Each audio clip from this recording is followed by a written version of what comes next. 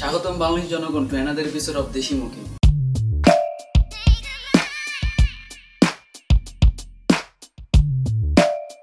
আজকে আমরা আলোচনা করব বাংলা সিনেমা কিছু স্বনামধন্য ভিলেনদেরকে নিয়ে।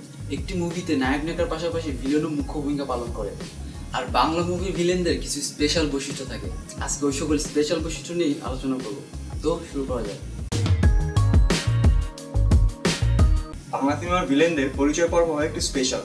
তারা তাদের নাম দিয়ে তাদের চরিত্র বর্ণনা দিয়ে থাকে। আসুন কিছু ডেমো দেখে নিই।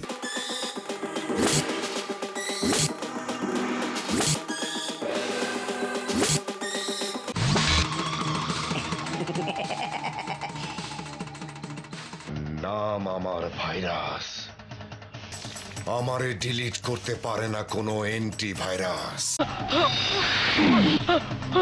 একটাই ম্যাকাম, সেকান্দার খান আমার নাম। I am Hitler. Hitler the devil, never die. এই প্রথম বাংলাদেশে আপন তিন ভাই একই সাথে ভিলেন চরিত্রে অভিনয় করেছেন। তারা হলেন মোজাম্মেল ভাই, এনাম পাহাড়ি ও আমিন পাহাড়ি। বাংলা সিনেমার ভিলেনদের মানুষ খুন করার পদ্ধতিগুলো অভিনব হয়। কেউ লাঠি পেটা করে মারে, কেউ বা বিষাক্ত গ্যাস দিয়ে মানুষ মারে, কেউ বা আবার গুলির খোসা ব্যবহার করে মানুষ মারে।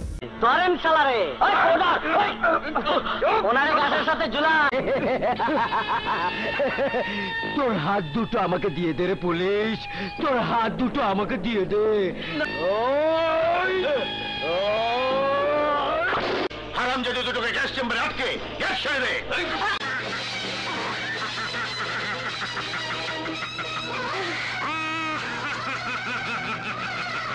তোর মতো ভুয়ারে গুলি কইরা মারলে গুলির বেজ্জতি হইব, তাই তোরে গুলির খোসা দিয়ে মেরে ফেলাম।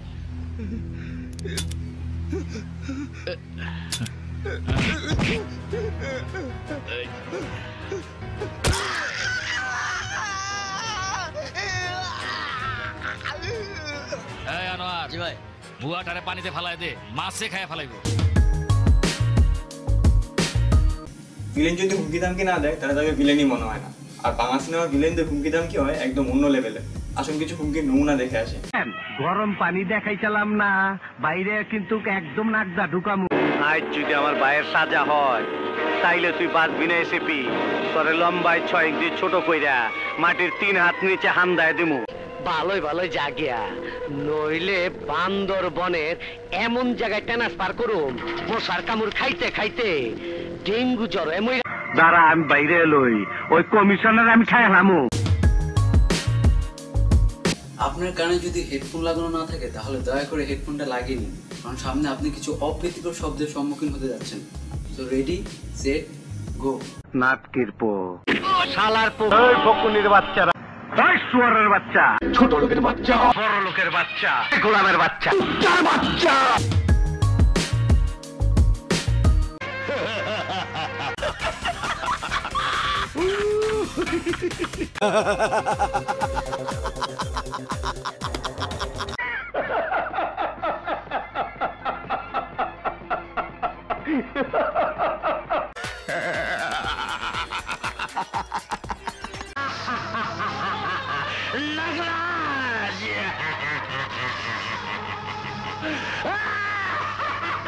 আপনার কোনো বন্ধুর হাসির স্টাইল যদি এদের কারোর সাথে মিলে যায় তাহলে তার ইনবক্সে ভিডিওটি এখনই সেন্ড করুন।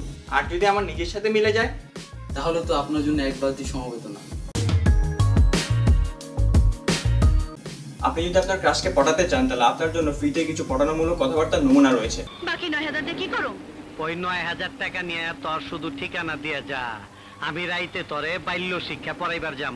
শহরের রূপের দাম খালি আমি দেই, আর তোর যা রূপ আমি ছাড়া কেউ কিনা পারবো না। সত্যি তুই বেদের মেয়ে জোস না।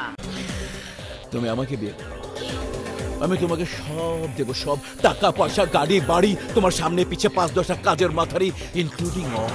আমি তোমাকে নিয়ে অন্দরমহলে বাসর করব। কি আপনি লজ্জা করে না মেয়েদের গোসল করার সময় হা করে দাঁড়িয়ে থাকতে?